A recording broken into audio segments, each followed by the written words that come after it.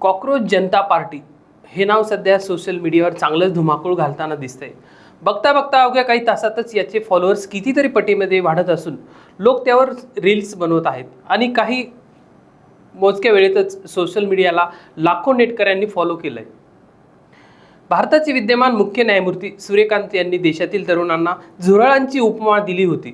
एका सुनावणी दरम्यान ते म्हणाले की देशातील काही तरुण हे झुरळांसारखे आहेत, त्यांना रोजगार मिळत नाही, कुठल्याही व्यवसायात स्थान मिळत नाही, बेरोजगार असल्यामुळे मग ते सोशल मीडियावर टीका करत फिरत असतात।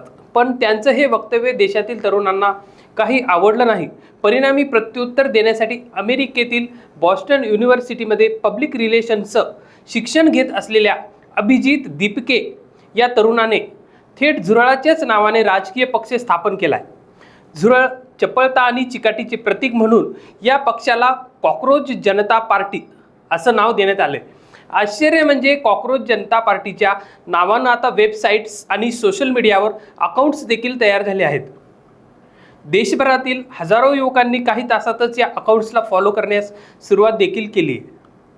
कॉकरोच जनता पार्टीला कितीतरी मिलियन्सहून अधिक नेटकऱ्यांनी फॉलो केलं असून कॉकरोच जनता पार्टी प्लॅटफॉर्महून आता अनेक नेटकऱ्यांना जनतेची बाजू मांडण्यासाठी हक्काचे डिजिटल व्यासपीठ उपलब्ध होत आहे। कॉकरोच जनता पार्टी या सोशल मीडियाच्या माध्यमातून आता महाराष्ट्रातील कितीतरी युवक आक्रमक झालेले दिसत असून सरकारच्या एकंदरीत धोरणाविरोधात AI टेक्नॉलॉजीचा वापर करून आवाज उठवताना पाहावयास मिळत आहेत। शेतकऱ्यांवर होणारे अन्याय संपले पाहिजेत, महिला सुरक्षित हव्यात, शेतकऱ्यांच्या मालाला योग्य भाव हवाय, पाण्यासाठी कोट्यवधींचे प्रकल्प उभे, पण ग्रामीण भागातील महिला हंडाभर पाण्यासाठी वणवण फिरत आहेत। यासाठी उपाययोजना हवी आहे। एक चांगली आरोग्य सेवा हवी आहे, मोफत आणि चांगले दर्जेदार शिक्षण हवे, चांगले रस्ते हवेत, भांडण तंटे नकोत, एकोपा हवाय।